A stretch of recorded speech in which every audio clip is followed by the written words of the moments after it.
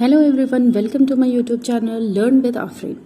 आज हम लोग डिस्कस करेंगे बीपीएससी टीआरई में पूछा गया है क्वेश्चन। तो क्वेश्चन है the main site of photosynthesis in the cell of a leaf is, यानी जो प्लांट में फोटोसिंथेसिस होता है वो लीफ के किस पार्ट में आकर होता है। तो यहाँ पे तीन ऑप्शन है, mitochondria, cytoplasm, chloroplast, more than one above, none of these. तो सबसे पहले जो एक वर्ड है फोटोसिंथेसिस, वो क्या होता है इसके बारे में जानते हैं।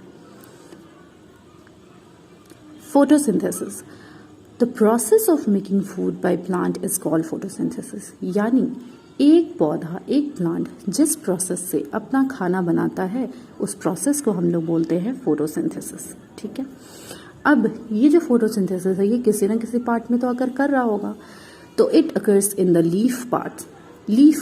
तो हमें क्लियर हो गया कि ये लीफ में होता है, लेकिन लीफ में भी किस पार्ट में, तो लीफ में क्लोरोप्लास्ट प्रेजेंट होता है। ये क्लोरोप्लास्ट पौधे को मदद करता है फोटोसिंथेसिस करने में और अपना खाना प्रिपेयर करने में। तो ये फोटोसिंथेसिस कहाँ आकर हो गया, क्लोरोप्लास्ट में आकर हो गया। अब कुछ नेसेसरी कंडीशंस है इस फोटोसिंथेसिस के प्रोसेस को पूरा कंप्लीट करने के लिए, जैसे sunlight, carbon dioxide, water, chlorophyll, यानी ये चार चीज़ें बहुत ज़्यादा इम्पॉर्टेंट है फोटोसिंथेसिस के प्रोसेस को कंप्लीट करने के लिए। तो ये जो सनलाइट है वो तो ऑब्वियस सी बात है कि हम सन से लेंगे, यानी अपने इन्वायरमेंट से प्लांट ले लेता है। कार्बन डाइऑक्साइड भी जो हम छोड़ते हैं सांस लेने टाइम, तो वो जो कार्बन डाइऑक्साइड है वो कंज्यूम कर लेता है प्लांट। वाटर की रिक्वायरमेंट रूट से पूरी हो जाती है, और क्लोरोफिल ऑलरेडी लीफ में प्रेजेंट होता है, और ये चारों चीज से फोटोसिंथेसिस की प्रोसेस कंप्लीट होती है।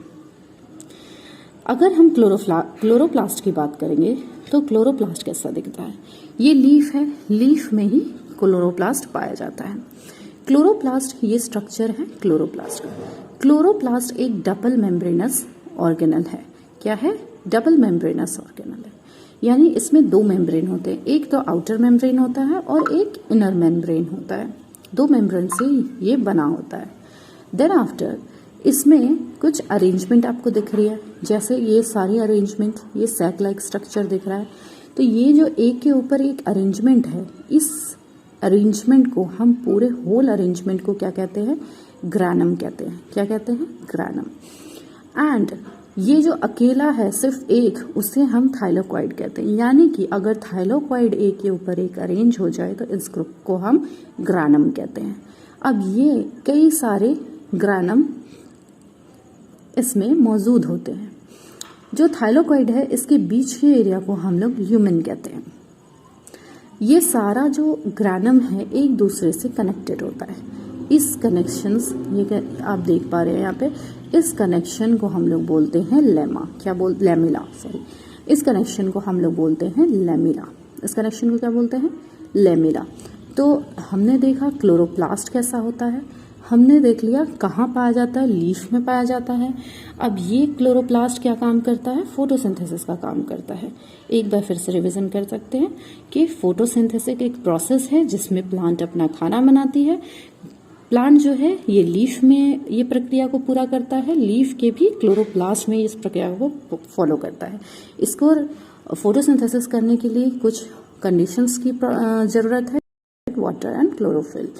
उसके बाद हमने उसका स्ट्रक्चर देखा, स्ट्रक्चर कैसा है, डबल मेम्ब्रेनस है, ग्रैनम प्रेजेंट है, ग्रैनम थाइलोकॉइड से अरेंजमेंट से बनता है, ये सब एक दूसरे से कनेक्टेड होता है ग्रैनम, जिसे हम लेमिला कहते हैं। एंड जो थाइलोकॉइड है उसके अंदर के एरिया को हम ल्यूमेन कहते हैं। तो आते हैं वापस हम अपने क्वेश्चन पे। क्वेश्चन क्या पूछ रहा था कि the main site of photosynthesis in the cell of a leaf is, यानी कि जो फोटोसिंथेसिस है वो कहाँ, लीफ के किस पार्ट में आकर होगा। क्या वो माइटोकॉन्ड्रिया है, नो।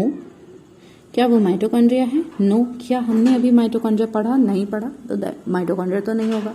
साइटोप्लाज्म है, नहीं। क्लोरोप्लास्ट, तो क्लोरोप्लास्ट के बारे में हमने जाना कि क्लोरोप्लास्ट में फोटोसिंथेसिस अकर होता है, तो इसका करेक्ट आंसर क्या होगा, क्लोरोप्लास्ट। अब हम बाकी दूसरे ऑप्शंस के बारे में भी थोड़ा जानकारी ले लेंगे कि माइटोकॉन्ड्रिया को हम क्या बोलते हैं, power house of the cell. क्या बोलते हैं, power house of the cell. यानी ये जो माइटोकॉन्ड्रिया है ये एक सेल को काम करने में एनर्जी प्रोवाइड करेगा, और ये एनर्जी किस फॉर्म में स्टोर होता है, एटीपी के फॉर्म में। किस फॉर्म में स्टोर होता है, एटीपी के फॉर्म में।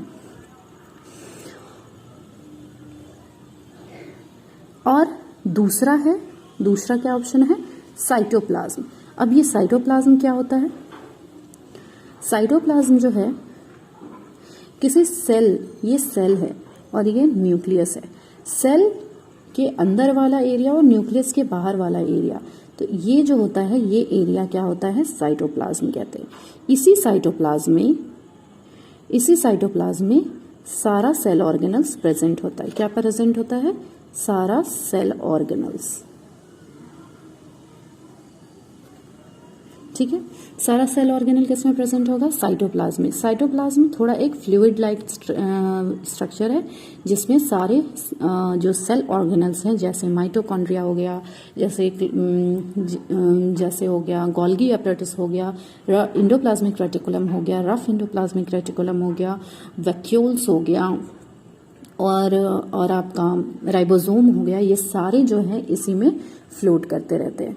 तो ये थी एक इन्फॉर्मेशन, और बहुत ही अच्छे तरीके से मैंने आपको एक्सप्लेन कर दिया, तो आपको ये आसानी हो गई इस क्वेश्चन को सॉल्व करने में। Okay, hope you like this video. अब मिलते हैं नेक्स्ट वीडियो में। Please comment, like, share and subscribe.